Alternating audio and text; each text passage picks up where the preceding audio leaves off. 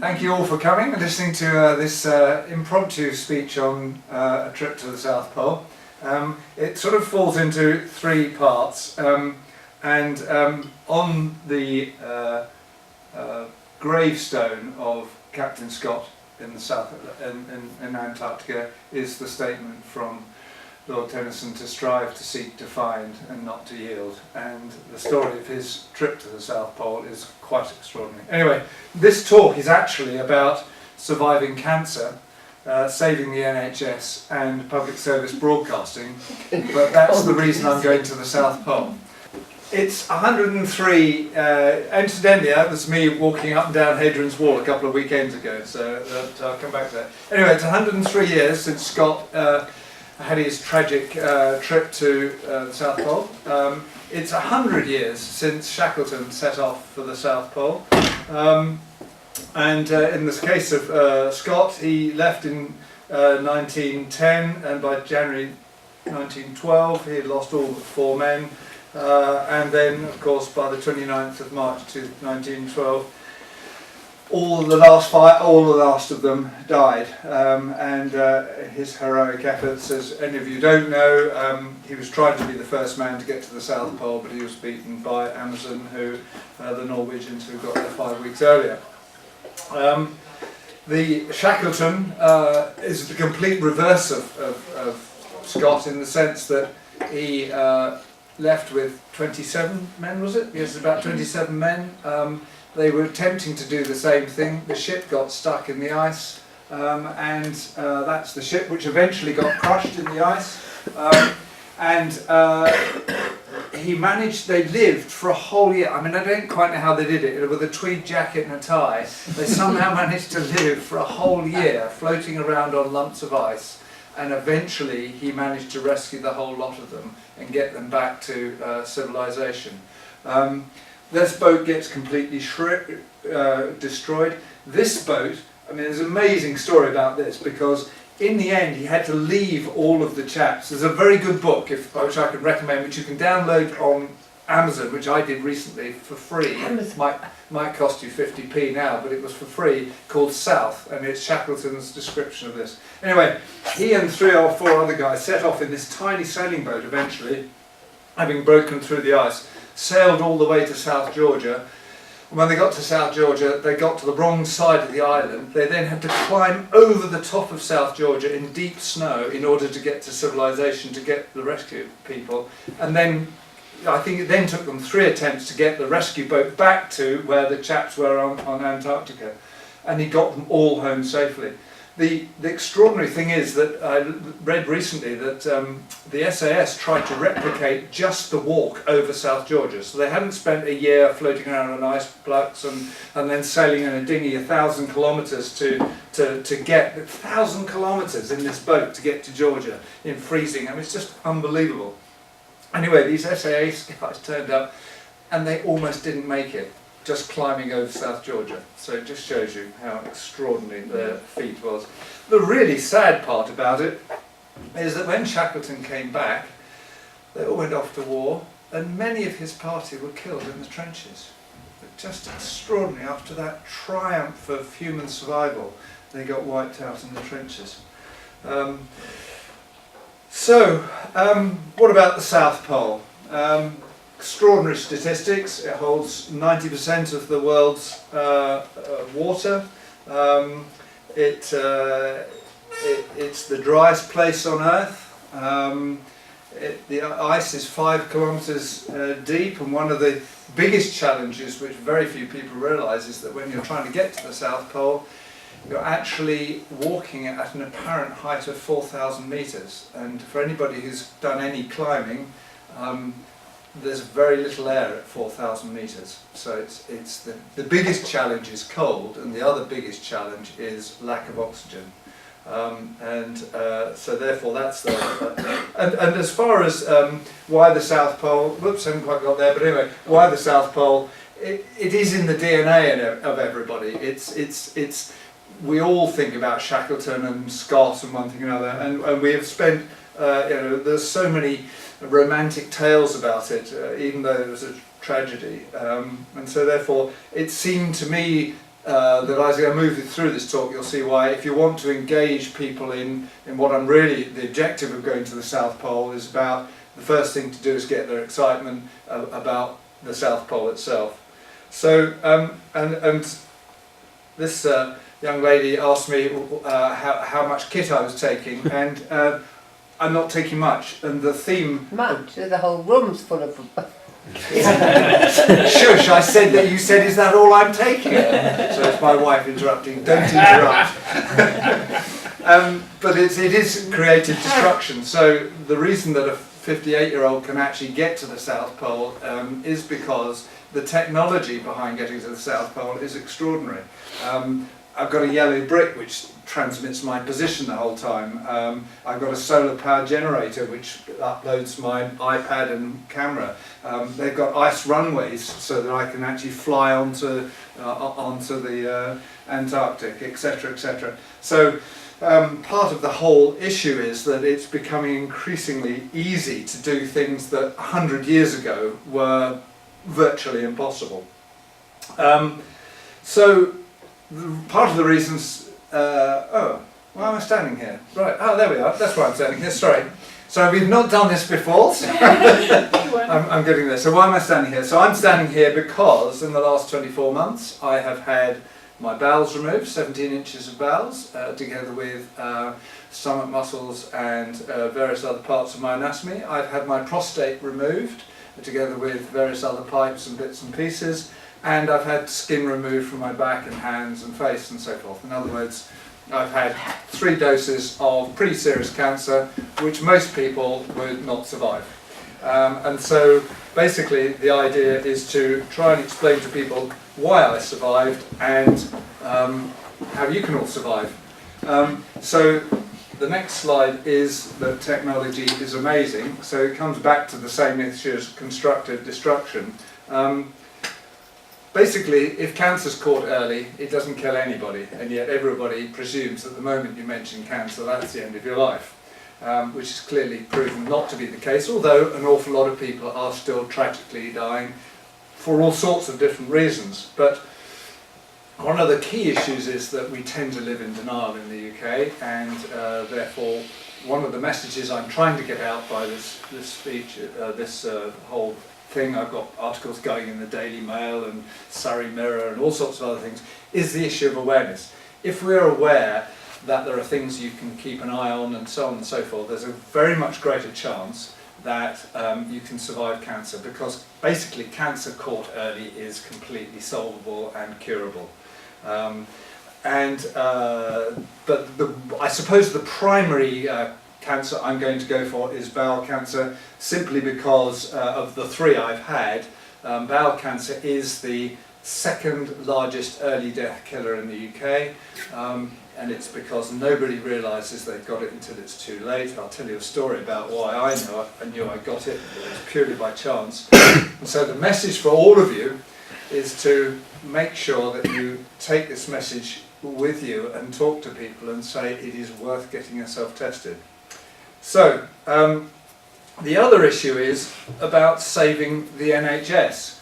Now, the biggest problem that we've got in this country is that the statistics are quite incredible.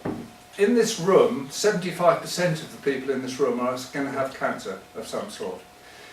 But most of you are going to survive. 74% of this room will get to the age of 90. 47% of this room will get to the age of 95. And 20% of this room will get to the age of 100, and that's based upon current statistics. So when you guys get there, probably that will have increased to something like 40 or 50% chance that you will all live to 100. The dilemma, though, for us all is that how do you live with a system that cannot afford, because we have never planned to support an ageing population? And so the issue for saving the NHS is that we all own the problem. Thank you, James, for moving on to that one. So we all own the problem in the sense that we could all, to use an extraordinary expression, die healthily. In other words, you can all get to 90 in pretty good shape, but you've got to look after yourself. And so the issues are about getting yourself checked out, It's about asking your doctor to give you blood tests. Part of the dilemma for the NHS is that they want to treat the cause rather than solve the problem. The problem for the NHS is that if we all owned the problem, if we all looked after ourselves, etc., we would be far less of a drain on the NHS, and therefore the NHS would be affordable. We could pay for it. At the moment, the NHS is running out of money. You're hearing government making announcements every day about, say, the Chelmsford Hospital closing over the weekend because it simply couldn't cope with the amount of people turning up. And so therefore, in the end, the system will break down simply because we have not got the resources to run the National Health Service the way we do at the moment. And I'll give you a quick story about how I got caught and why I'm standing in front of you. And that is because I've been a regular blood donor, and I can only emphasise that if you don't give blood, and kids, when you do get to the age and you can give blood, which I think is over the age of 18, go and give blood. So I gave blood every 6 months of my life from the age of 18 onwards. I went to give blood in 2012, and my iron levels have fallen off a cliff. Didn't think much about it, but they wouldn't let me give blood. They said, go and take some pills, you'll be fine. About a month later, I go and see the doctor to have my PSA checked for my prostate cancer, and I mentioned the fact that I haven't got any iron, that my iron levels, and he said, oh, well, I'll check it, but I'm sure it's fine. 36 hours, he rings me up and says, you shouldn't be able to stand up, you've got so little iron in your body. But because I was so fit, I had sort of compensated for the lack of iron, and therefore got through the whole dilemma. Anyway, to cut a long story short, because of that, I went to hospital. They put the camera up my arse and found the growth, and out comes the bowel cancer, and then it moves on from that. So it's simple things like that, that having saved hopefully quite a few people's lives by giving blood for 30 years, it then saved my life. So it just gives you an idea about how things go round in circles, but how you can save yourself, you can save the National Health Service and so forth. So how do you get this information across? What's the issue about getting this information across? The other theme in this whole thing, so I've talked about cancer, I've talked about the National Health Service, now I'm talking about public service broadcasting. So one of the biggest challenges that we also face in this country is that public service broadcasting is coming to an end. And it's because of this thing. None of you, Gemma for instance, my granddaughter, pays for a licence fee. Why would you? You can access everything on here. So the whole of public service broadcasting is coming to an end. Nobody actually understands how public service broadcasting is funded. It somehow just appears, and so on and so forth.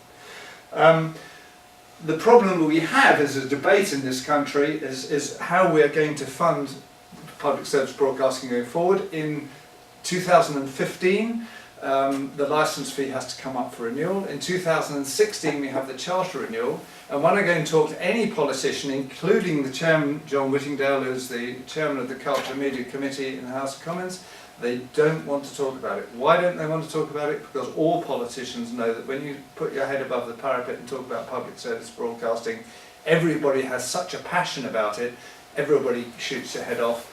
And so they're trying not to engage, even though they know they've got to engage about public service broadcasting. The dilemma for us is, if anybody who've ever watched American television, as the statistics point out, there's 16 minutes of advertising for every hour of television, and television in US is absolutely terrible.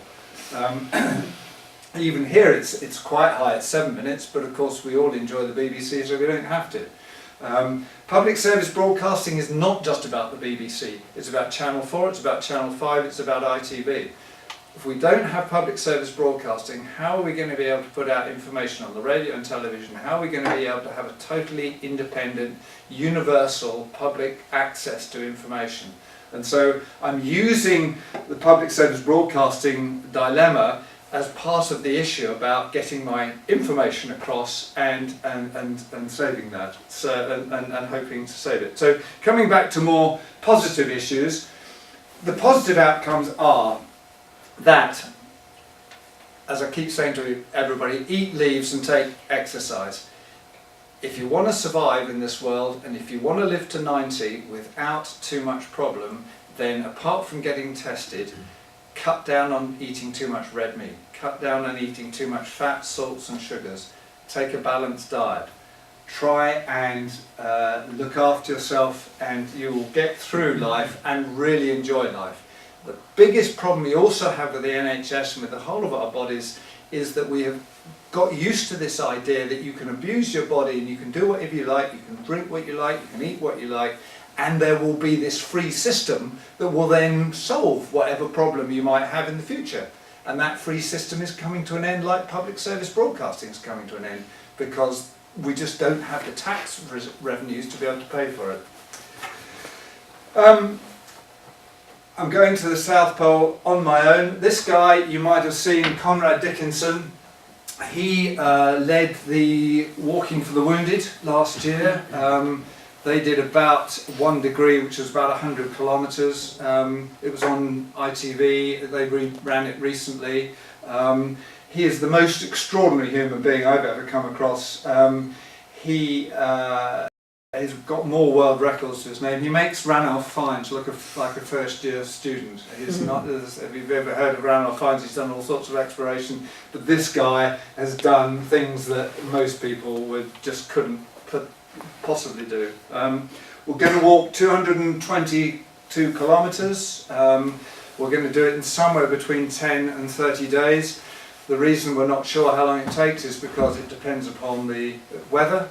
We could literally be hauled up. Part of the reason that Scott died was because he got caught in the most unbelievable storm, and he was within a whisker of finding his food. He'd left stations of food, and he was within a whisker of finding his last food, but A, couldn't find it, B, they couldn't get out of the tent, C, the storm was so bad. So he could be holed up in a tent for 5 days, 10 days, don't know. But assuming that we're able to make reasonable progress, notwithstanding the issue of height, then we should get there somewhere in the region of 15 days. That's travelling somewhere in the region of 18 to 20 kilometres a day. And we hope to try and arrive on the 103rd anniversary of Scott's arrival at the South Pole, which we're not sure whether it's the 17th or 18th of January, but that's the sort of date of arrival. And what really got me the other day was the fact that after Scott hadn't made it, nobody actually went back to the South Pole until 1956, and it's a bit of a weird coincidence, but both Conrad and I were born in 1956. So there seems to be something in the stars about that. How am I doing it? Well, this is me going on running. I did the Langdale Marathon. I've done the London Parks Marathon. Believe it or not, I've been running a marathon a week for the last few months. I've been walking a marathon a week, and that jacket is full of sand, and that rucksack is full of bricks. That's 30 kilos, and I've been walking. You try walking for 26 miles with 30 kilos on your back. I tell you, it's something. You can see the blood, sweat and tears because that's the Langdale Marathon, and if you've ever run with the wrong t-shirt on, as I was, and you get nipple rash, that is blood, and I tell you what, it was unbelievably painful. And this is me dragging tyres around the Hadrian's Wall, and that's our home, and the South Pole, believe it or not. So it's not an awful lot. So to conclude, if you want to track us along, you can track us along by looking at KMG Foundation or Twitter or whatever. These are the charities. The one I haven't mentioned, prostate cancer, I haven't mentioned that only because there is a bit more momentum about the prostate cancer, but they obviously into awareness as well. You've probably heard of Movember, which is the way you grow a stupid moustache. I'm on the 1st of December going to be going for Decembeard, which is the bowel cancer, so I'm going to be growing a beard from the 1st of December. Which I'm also told I need to do anyway because you don't want to turn up in Antarctic clean shaven. It's very, very painful. And as I say, and the voice of the listener and the viewer is the only charity in the UK which is set up with an independent brief to challenge public service broadcasting, and part of the problem with the BBC is that when they go out to consultation they've got nobody to consult with because there is nobody to challenge, and they've actually encouraged us to try and get awareness so they can actually say, look, there's an independent body out there that can represent you without influence from the BBC. We don't know what the solution is to public service broad. We don't know whether it should be a licence fee or it should be advertising or it should be by subscription. What we want to do though is get a public debate going, so that one of our challenges is to try and get everybody to write to their MP, to engage with media and to go onto Facebook and YouTube and actually start trying to get some sort of momentum going about what is the future for public service broadcasting and how are we going to keep this thing going. And that's it, folks.